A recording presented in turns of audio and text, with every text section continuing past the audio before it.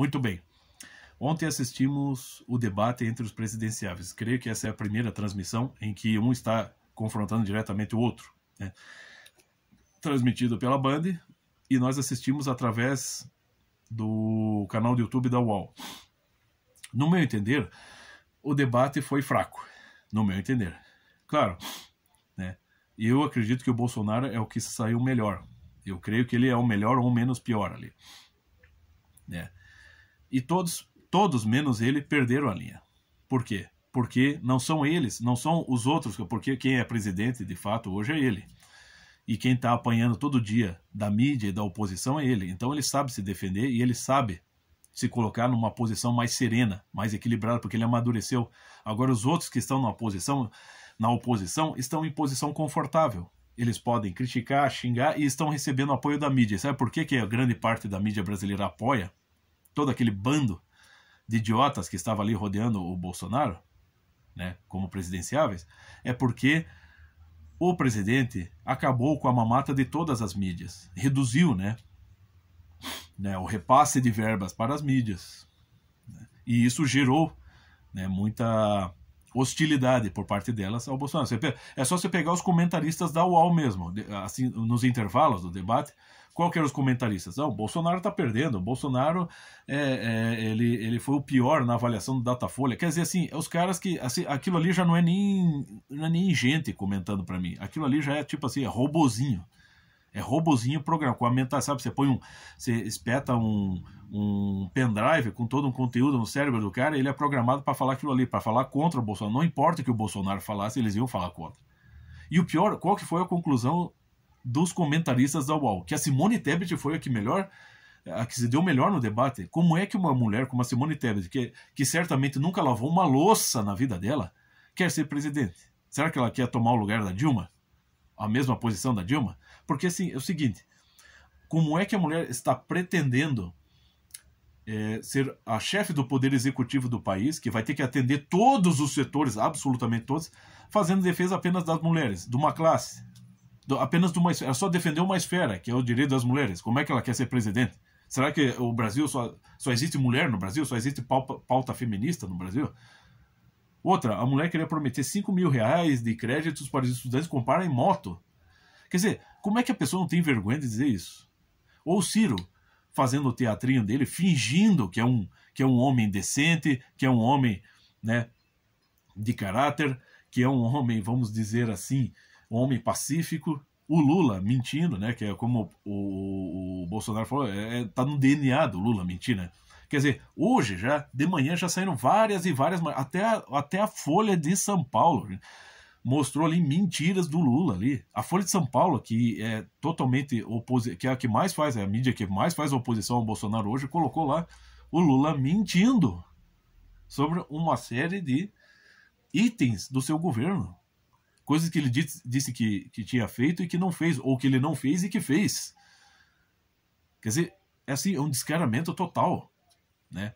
E como disse lá a menina do Te Atualizei, é que o Lula não estava contando ali com William Bonner e Renata Vasconcelos. Ele não estava sozinho, podendo ser entronizado. Não, ele teve que se confrontar com a realidade novamente. O Lula estava lá, ele nem esteve preso, o Lula esteve detido aqui em Curitiba, detido num lugar com frigobar, com TV, com tudo que ele queria, até mulher. Tá? Quem me dera estar no lugar dele, né? E aí recebeu era todo dia bom dia, aí saiu da cadeia, né? Da cadeia, entre aspas, né? Com todos os louros de uma vítima, e desde então, desde que ele saiu da cadeia, é só elogios por parte da mídia, e é só abraços acalorados e apoio. E agora ele foi confrontado com a realidade, ele saiu da realidade e foi confrontado com a realidade novamente, né? Então, para mim, ali, ainda assim o Bolsonaro se saiu melhor. Por quê? Porque ele está apanhando todo dia e aprendeu a se defender e aprendeu a amadurecer. O Bolsonaro também tinha que amadurecer.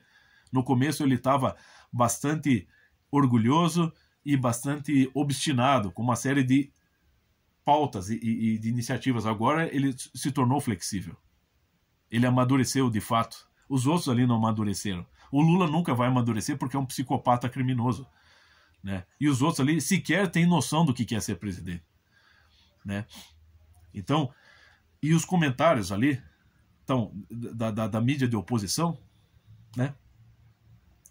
Então foram os piores, né? Foram assim, os mais assim, vexatórios possível. Como é que. Eu fico pensando, esse pessoal da UOL aí, vocês não têm vergonha? O que vocês querem? Vocês querem afundar ainda mais essa mídia? É uma rede jornalística, UOL. Vocês querem se afundar, né, meu? Porque os comentários que os caras fizeram, assim, cara, é muito. Assim, se tivesse pelo menos a sutileza, né, meu? A sutileza de disfarçar um pouquinho o discurso. Não, o Bolsonaro saiu bem até num certo ponto, mas ele perdeu aqui, perdeu. Não, ele simplesmente chegou e disse: não, o Bolsonaro perdeu em tudo já. Foi o pior dos debatedores. Assim, de cara, de prima. Então, como é que eles pensam? Assim, será que eles estão acreditando tanto que o Lula vai voltar e que, por conseguinte, ele vai não só censurar as mídias de oposição, como vai enriquecer novamente as mídias que o apoiam? Porque as mídias que apoiam o Lula não apoiam em favor da verdade ou de um bom trabalho ofertado ao povo, aos telespectadores, mas sim voltado aos seus próprios salários. Você acha que o William Bonner está muito preocupado com o povo brasileiro? Não, ele quer que o salário dele volte naquele padrãozinho, e é por isso que ele está apoiando o Lula. Porque ele sabe que se ele apoiar o Lula, ele não será censurado. O Lula vai censurar quem é verdadeiro, quem é consistente, meu filho. Mas, de qualquer maneira, eu achei o debate fraco pelo seguinte: é aquilo que o professor Olavo já falava. Não se trata de prover para o país apenas bons investimentos em tudo, em escolas, hospitais, segurança pública. Bom, se bem que a segurança pública é necessária. Mas, por exemplo, na área da educação, na área cultural, né? Não adianta você construir um palácio de cultura, construir uma universidade faraônica, você reformar as escolas com o melhor do que se tem.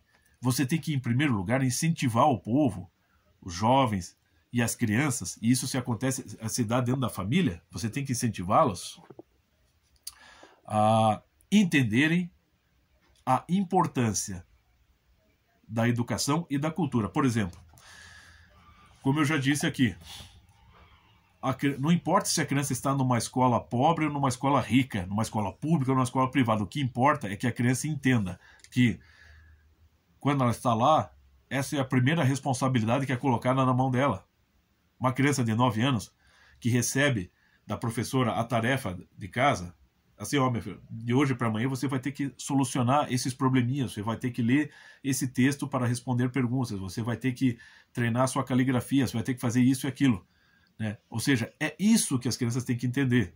Não importa a qualidade do material que elas estejam manuseando, o que importa é a qualidade, né, da educação. A educação que se dá aqui, na relação professor-aluno, na relação pai-filho. É isso que vem em primeiro lugar. É com isso que tem que se preocupar, é despertar nas crianças e nos jovens aqui no Brasil esse senso de responsabilidade e de compromisso. Porque ele tem que entender que mais tarde esse compromisso vai se refletir na escolha do trabalho, na escolha do cônjuge, na escolha dos amigos, na sua afinidade com a cultura, nas suas decisões. Ele tem que entender que essa responsabilidade começa cedo. Então não adianta simplesmente, todos eles, e nesse sentido o Bolsonaro também não está pensando, não adianta só prometer que vai melhorar os fundos de investimentos na cultura e nas escolas, por exemplo. Não, você tem que melhorar, né, a situação espiritual, intelectual das pessoas. Como o professor Lau já dizia mesmo. Você tem que tornar o povo inteligente para depois ele se tornar melhor materialmente, ou seja, se tornar mais rico. O investimento numa universidade, o rico investimento numa universidade, numa escola, por exemplo, ele é um reflexo da inteligência que já se adquiriu antes. Da capacidade das pessoas criarem, das pessoas entenderem, das pessoas usarem sua inteligência para dissipar trevas. Da capacidade de aprender, da capacidade de levar a sério. Como o próprio professor Olavo também disse. Para quem que a gente dá conhecimento e educação? Para quem quer, em primeiro lugar. E nenhum dos presidenciáveis está preocupado com isso. Todo mundo só está querendo falar dos seus louros. Mas ainda assim eu acho que o Bolsonaro é o mais sensível a isso entre eles. Porque as propostas de cada um são todas absurdas. Ou é só investimento financeiro, ou é só o gabar-se do que não fez, ou, né, o se autoproclamar a figura mais honesta desse país, como fez o Lula.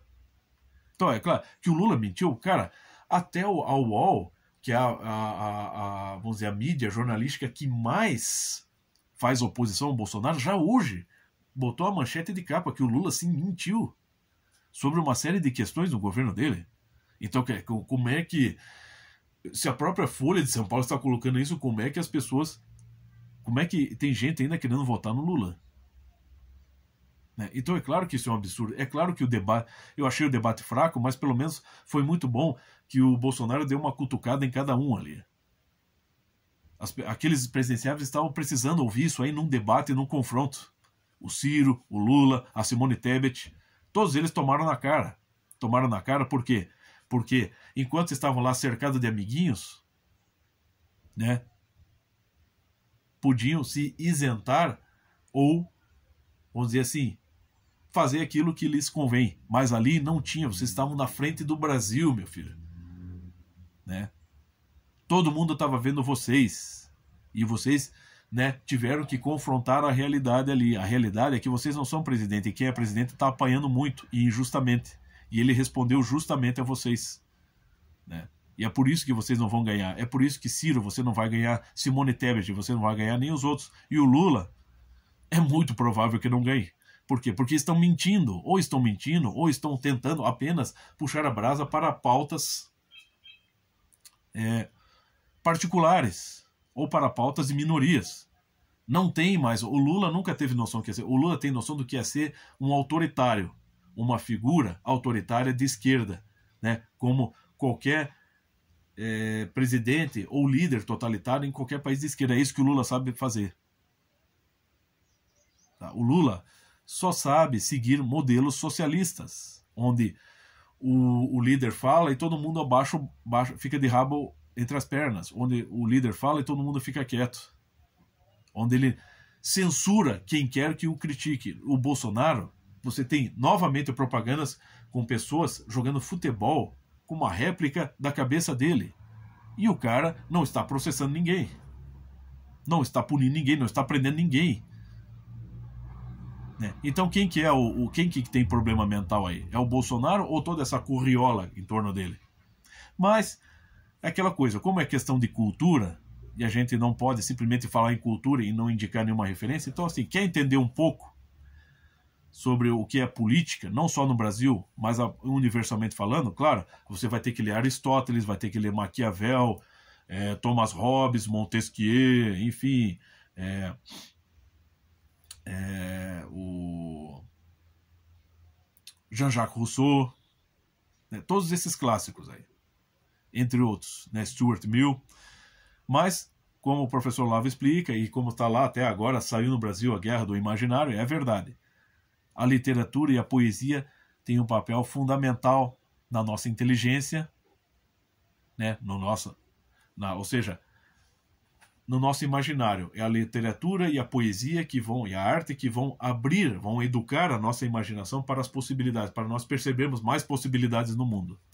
E quem começar a entender de política, eu vou indicar aqui do Shakespeare. No caso aqui, Tito Andrônico. Quer entender como é que a política, essa política mesmo, né, carnificina que está acontecendo hoje? Leia Tito Andrônico de Shakespeare.